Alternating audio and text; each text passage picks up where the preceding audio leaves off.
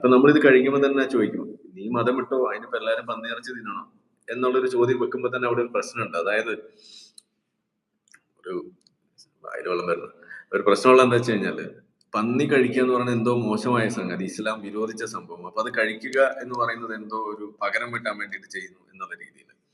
അതായത് ഇപ്പൊ മതം വിട്ടു, അപ്പൊ നമ്മൾ പന്നിയിറച്ചി കഴിക്കണം. അപ്പൊ അടുത്ത ചോദ്യം, എന്നാ നീ നീ എന്താണ് കള്ളു കുടിച്ച് കാണിക്കുക, കഞ്ചാവ് അടിച്ച് കാണിക്കുക എന്നൊക്കെയാണ് ചോദിക്കുക.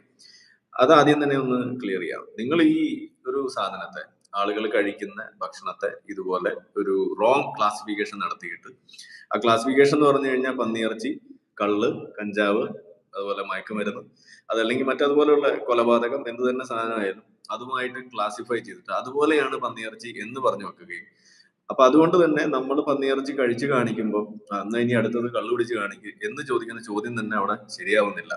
എന്തുകൊണ്ടാണെന്നൊക്കെ ഉള്ളത് നമുക്ക് ഇന്ന് വിശദമായിട്ടൊന്ന് നമ്മൾ ചർച്ച ചെയ്യും.